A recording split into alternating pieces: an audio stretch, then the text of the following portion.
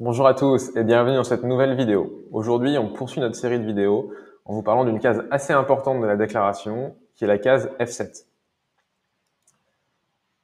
Alors, la case F7, c'est une case qui s'intitule « Vente de biens ou prestations de services réalisées par un assujetti non établi en France ».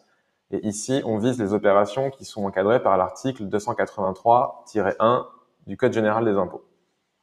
Alors, cette case, il y a deux grands pans à prendre en compte. Il y a un pan sur la nature des opérations qui vont être reportées et un pan sur la qualité des personnes qui sont concernées. Alors, le premier point par rapport à la nature des opérations, ici, on va englober aussi bien des livraisons de biens que des prestations de services. Le sujet important, finalement, c'est la qualité des personnes qui vont être concernées. Alors ici, c'est disclaimer, cette case, elle concerne uniquement les sociétés étrangères non établies en France. Cette case, elle peut pas être remplie par les sociétés françaises. C'est vraiment les sociétés étrangères qui sont concernées. Ici, on parle des sociétés étrangères qui vont avoir des obligations TVA en France.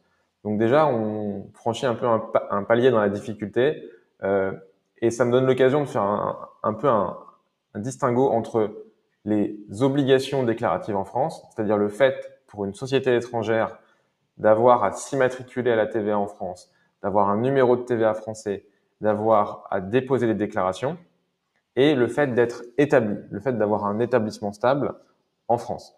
C'est deux concepts qui sont totalement différents. L'établissement stable, en résumé, c'est l'émanation d'une société dans un territoire qui est différent de son territoire de rattachement. Donc pour ça, il faut avoir des moyens matériels et humains, notamment pour générer l'existence d'un établissement stable et qui vont justifier qu'on ait cette émanation de la société sur place. Le fait de s'immatriculer à la TVA en France, c'est différent. C'est le fait pour une société étrangère qui n'a aucun moyen humain et matériel sur place d'avoir à reporter les opérations qu'elle réalise sur un territoire donné en déposant des déclarations de TVA, en ayant un numéro de TVA. Donc ça, c'est par rapport à la nature des opérations. On va le voir juste après. Une société étrangère peut parfaitement faire de l'achat et revente de biens sur le territoire français. En deux coups de fil, vous appelez un fournisseur français qui va vous vendre des biens. Les biens, ils vont rester en France.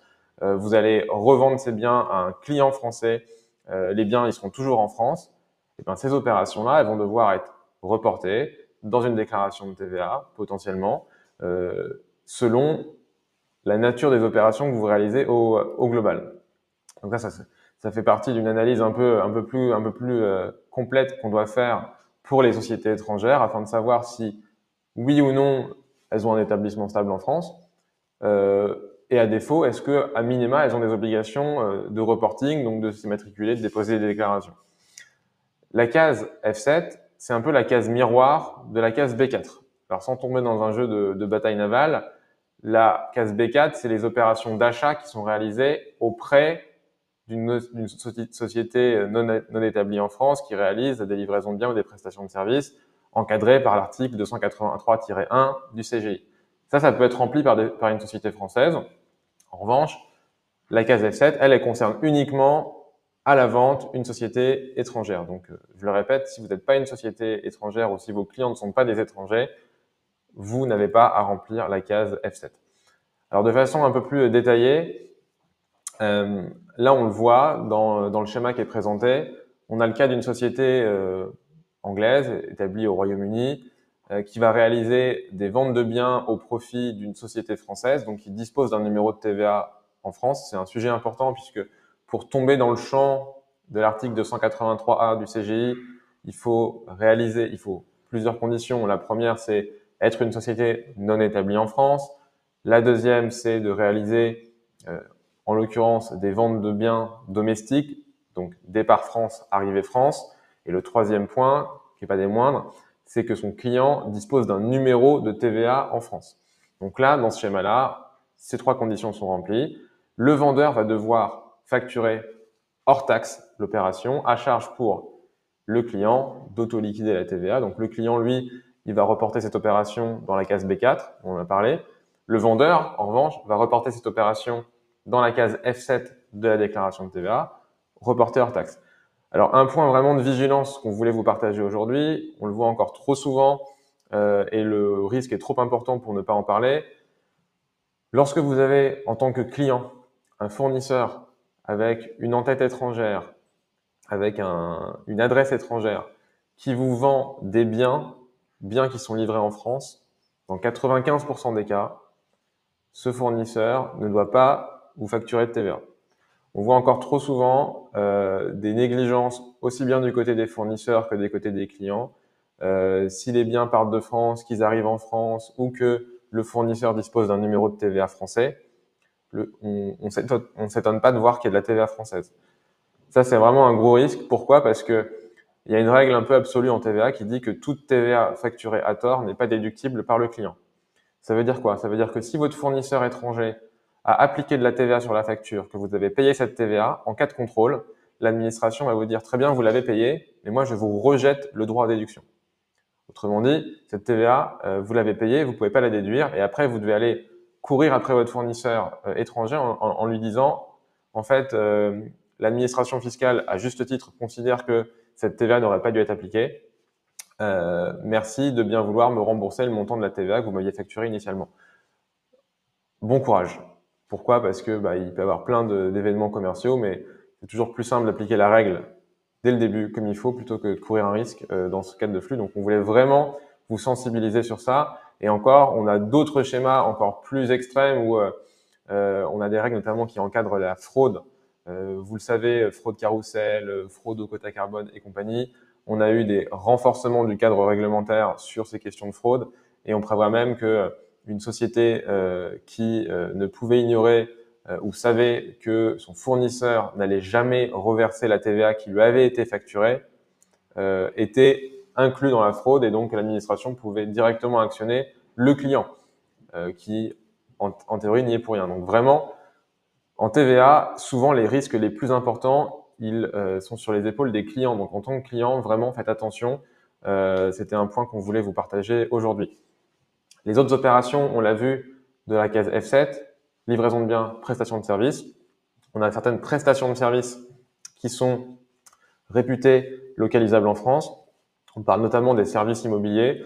Alors, on aura l'occasion de faire une vidéo dédiée sur la nature des services immobiliers, la limite entre les services qui ne sont pas liés à un immeuble et ceux qui sont liés à un immeuble.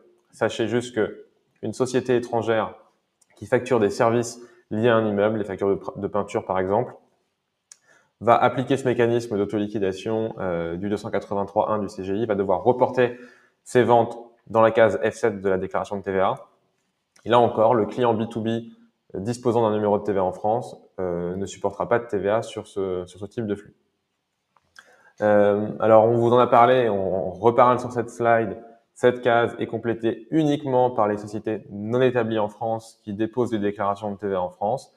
Donc, si vous êtes une société française, ça ne vous concerne pas.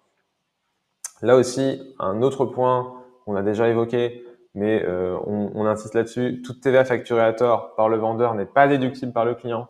Donc vraiment, en termes de compliance pour les équipes qui supportent des achats, 95% des temps, lorsqu'on a un fournisseur qui nous facture une opération sur des biens ou sur des services, pour différentes raisons, on ne doit pas avoir de TVA.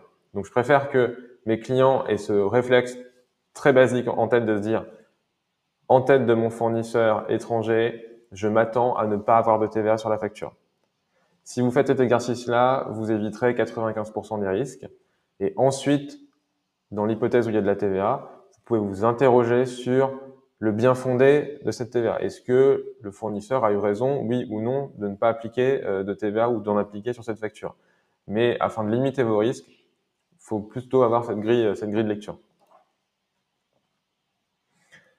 Alors, on a présenté de façon très synthétique comment la case F7 pouvait être remplie. Donc là, imaginons que ma société UK va réaliser une vente à destination de mes clients français. Elle va reporter cette vente pour un montant de 44 000 € dans cette case F7 et il n'y a pas d'autres difficultés.